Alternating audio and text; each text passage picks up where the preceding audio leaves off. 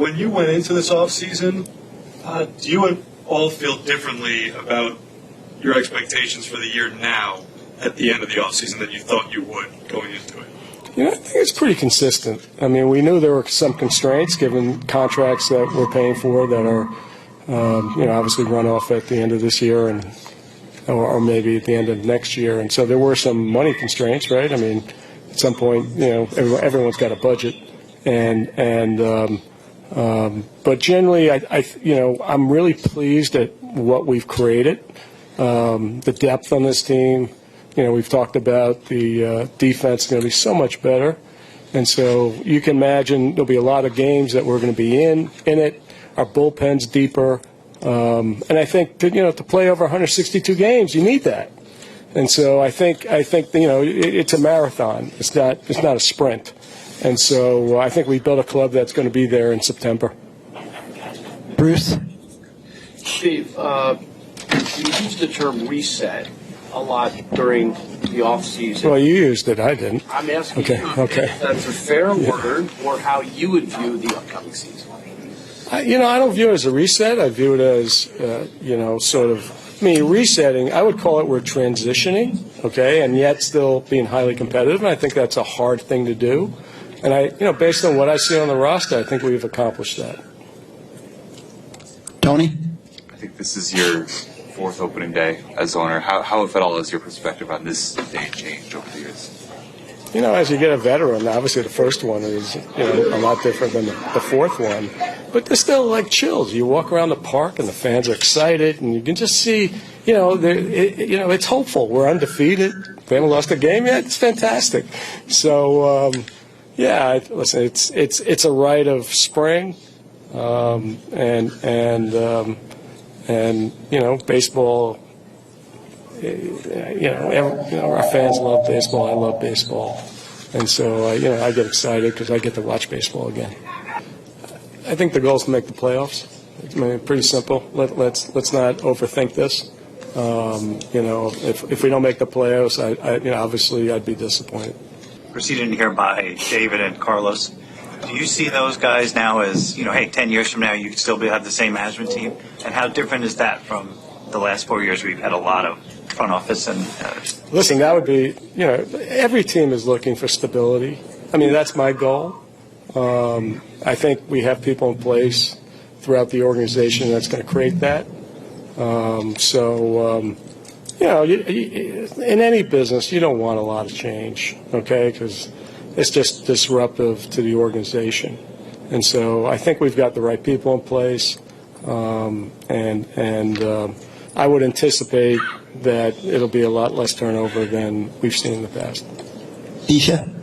Just given that the team is transitioning and there are fewer superstars, fewer future Hall of Famers, do you think this team could excel with less pressure on them this season? Well, the expectations were pretty high. I don't think it was a pressure thing last year. I just think that we got underperformance. And just put it together, whatever reason, it didn't work. I'm hopeful that we've got a team that, enjoys playing together, and not that they didn't enjoy playing together last year, but for some reasons, you have good seasons and bad seasons, and it's hard to predict. And so I'm hopeful. I think it's a good group of guys. I think it's going to be a very athletic team, and so we'll see what happens. Pat on the right. Steve, can you describe your level of excitement with the addition now of JD Martinez? Brandon Nimmo said you texted him, Francisco Lindor, and Pete Alonso, just the term, the name JD Martinez. So can you just describe how excited you are to now have him? I think I said more than that, but I didn't use just JD Martinez. But yeah, listen, I knew they'd be excited by it. I wanted them to know before it actually broke, and they were, and certainly Pete is. And so, listen, that's good, right? We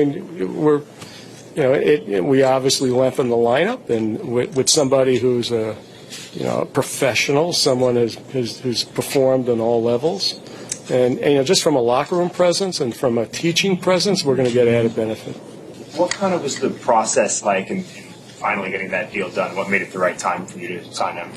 Well, we weren't, obviously, they were seeking either a 2-year deal or a deal that was much more expensive than what we ended up getting JD for, and it was one of those things where we keep talking about being opportunistic, and I think that was an example of that. It came down to the price that was reasonable. You got to remember, I'm in 110% tax, so it's not that price. It's times 2 plus. And so you can't do too many of those because it just blows the budget out. And obviously you still want to leave flexibility for during the year. And so, but it came down to a level where we said, why not? We'll make that decision when we get there. We know everything is 110 cents on the dollar, so obviously that's a decision, an expensive decision. But I am competitive. And so, I mean, if the right thing comes along at the right moment, we'll explore it. Manny, in the middle. Is the goal to eventually get out of that tax bracket, like to reset the luxury tax? I mean, the only way you're getting out of it is if you have a good farm system, right? So that you actually put players that are, reasonably cost controlled, and if you should have a blend of that, and I think most teams do. Our farm system was probably not one of the best farm systems a few years ago, and that was tougher to do. And so, in the end, we want to put the best ball players on the field. And if it turns out that it's, coming out of our farm system, even better. Tim? Just to, I guess, drill down on that, the first threshold of the luxury tax in a Mets context is not that high. Right. Can you imagine ever getting all the way under and completely resetting? I don't know the answer to that. I mean, it seems far away. It just seems like, that could be hard to do. I mean, I think the only way you really could do it would be if the farm system really produced players in volume, so that's possible. We don't have to do that. I'm perfectly, I'm happy to finance this in a way that, that isn't a goal of mine. Would it be, if it were to happen, that'd be fantastic. But, I mean, the reality is you got to expect something in the middle someplace, right? I mean, I don't, spending $375 million we did last year seemed a little bit over the top. And then on top of it, the problem with free agency is you're dealing with the aging curve. And so you just don't know when your players are, if you have enough free agents, eventually you're going to look like the free agent curve. And sometimes that doesn't work out very well. I mean, over time you get a declining performance, and yet you're still paying a lot of money for that. And so, we got to find a blend that works. And I'm not afraid to spend money, but I just don't want to be just spending money for the sake of. I want this organization to be run efficiently. I want it to be run professionally.